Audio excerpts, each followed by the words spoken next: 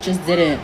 Someone please explain to me, how is it that I get a phone call this morning from my kid's school social worker, her high school social worker, where she tells me, Mom, apparently over the weekend, your daughter and a few other students got some mean text messages from a text down number. So they're not traceable. They cannot figure it out who it is. It's not traceable, but it's just bullying, and we just want to let you know, and the kids are going to make a statement, right? Then I find out, because I'm like, bet, and I'm going to text the parents and my kid, and I'm going to find out what's going on. The text messages that the school social worker said were just mean little bullying messages were death threats. Yeah, death threats. So now I'm pissed off, and I'm calling the school back, and I'm like, no, this bitch just didn't say that these text messages that were mean and bullying, they were death threats. And then best part is I got the screenshots, right? The kids and moms, they're all sending me the screenshots of these text messages. And everybody's mad now that I have all this information and that I know.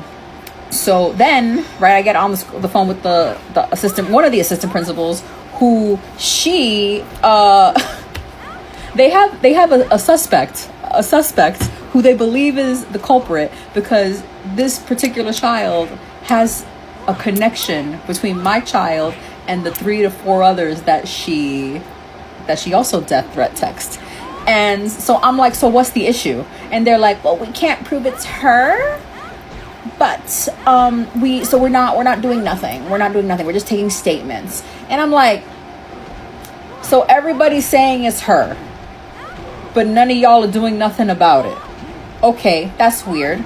I hang up and I do my own digging, right? And I make some phone calls, and I make some, you know, just some questions.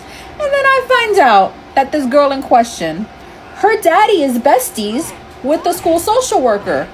Oh, isn't that interesting? Her daddy's besties with the school social worker. The school social worker is protecting her bestie's daughter. Bet. So then I call the school social worker back, and I go, you didn't tell me that the death threats were sent to these kids, okay? And also, I happen to know, right? I have information that someone is claiming that you are very good friends with this girl who you're all protecting's father. And you know what she says to me? She goes, this is me imagining that this is what she looked like. Well, now that you know, I don't feel comfortable having this conversation, and I'm gonna refer you to my supervisor. Now that I know, you don't feel comfortable having a conversation with me. Excuse me?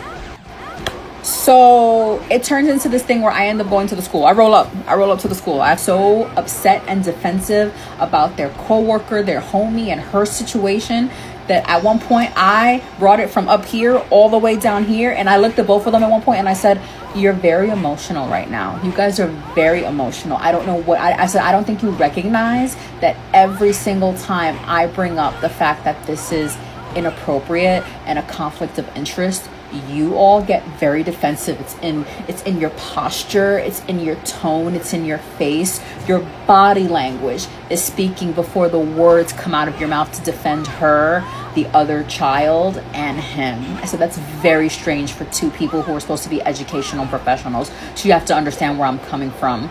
And then I break it down for her, right? Because she's still so confused on why I feel like this girl is the issue. I said, well, listen, I could only go by what everybody's saying, right? I could only go by the evidence in front of me.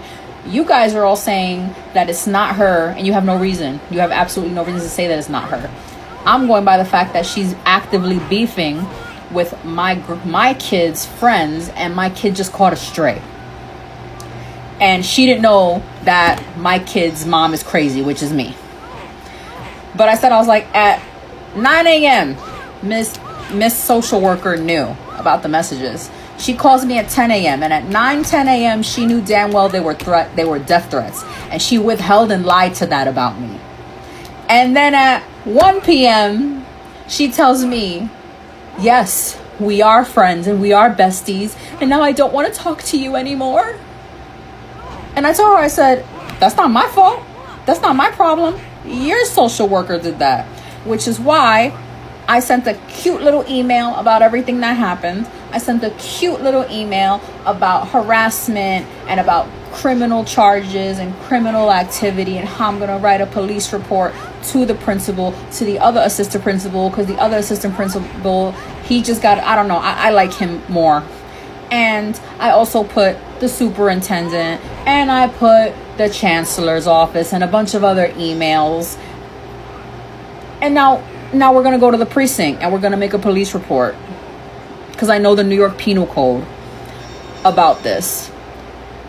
And then we're gonna subpoena text now, right? Is that how, I think that, I'm pretty sure that's how that works. You make the police report, and then you find someone to contact, either in the police department, or you find the DA, right? The ADA, and you get text now, and we'll all find out who it is.